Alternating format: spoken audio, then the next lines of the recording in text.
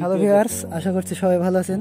তো আবারও পেঁয়াজের বীজের দ্বিতীয় দফায় যে বীজটি বা দ্বিতীয় স্টেপে যে বীজটি পেঁয়াজের ফুলের আমরা ব্যবহার করব এবং কীভাবে ব্যবহার করব, তো আজ সেটাই জানবো। তো এখনও যারা আমার চ্যানেলটি সাবস্ক্রাইব করেননি তারা সাবস্ক্রাইব করে নেবেন। চলুন ভিডিওটি শুরু করা যাক। তো আজ আবারও ভালো একজন চাষির কাছে এসেছি আমরা। তো কীভাবে সেটা পেঁয়াজের বীজের কি বীজ দ্বিতীয় দফায় যখন ফুল বের হওয়ার পর ফুলের পেঁয়াজের কলি থেকে ফুল ফুটে যাবে তখন কি বীজ দেবো সেটা জানবো।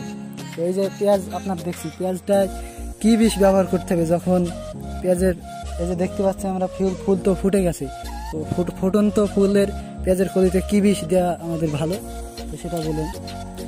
দেখুন, ফুটন্ত ফুলে বীজ দিতে হবে আপনাকে অ্যান্টাকল পাউডার আছে এবং আপনি তার সাথে কিছু কীটনাশক মানে পোকা মারা বিষ ব্যবহার করতে পারবেন, না হলে আবার পোকায় ছিদ্র করে ফল, মানে এই ফুলে ডানটিতেও দিতে পারবে। ডানটি এই যে আপনি গেরো দেখতে পাচ্ছেন, গেরো হবে, এই পোকাতে খেয়ে গেরো তৈরি হয়ে যায়। গেরো যাতে না হয় সেটা পোকায় ডানটি শুদ্ধ স্প্রে করতে হবে।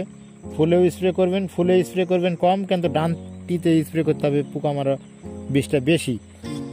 অ্যান্টাকল এবং আপনি কীটনাশক পোকা মারা হয় ডিয়ার নয় ভলিউম, এইসব জাতীয় যে কোনো একটা মিশ্রে করি অ্যান্টাকল পাউডারের সাথে আপনি স্প্রে করবেন।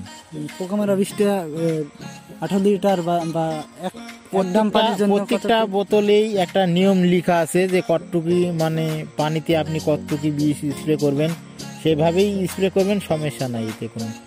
যে আপনার জানা মতো পোকা মারা অ্যান্টাকল অথবা না, পোকা মারা না, এটা অ্যান্টাকল হচ্ছে পাউডার। আপনার ওই চকচকি পোড়া টোড়া ঠেকাবে অনেক, ম্যাগের যদি বৃষ্টি হয় এতে পেঁয়াজের বেসন অনেক পুড়ি যায় নষ্ট হয়, তো সেটা ঠেকানোর জন্য অ্যান্টাকল পাউডারটা খুব কার্যকারিত।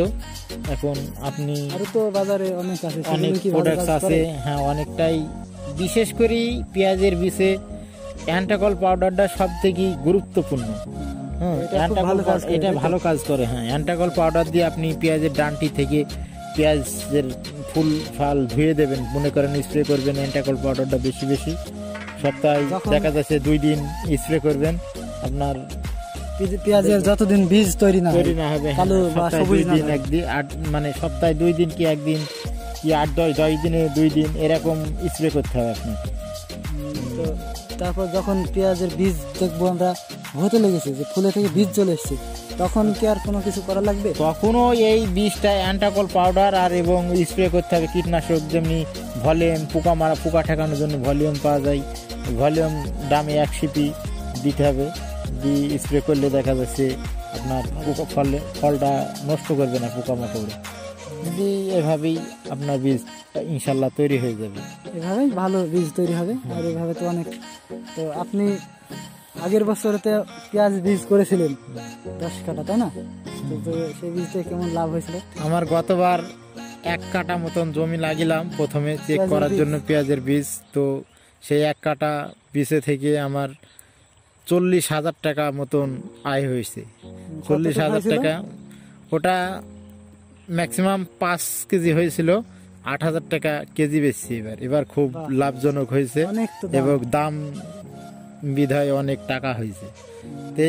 এইভাবে আবারও লাগিয়েছি, দেখা যাক এবার কেমন হয়, দামাদাম যদি হয় ইনশাল্লাহ এবারও দাম হবে আশা করছি।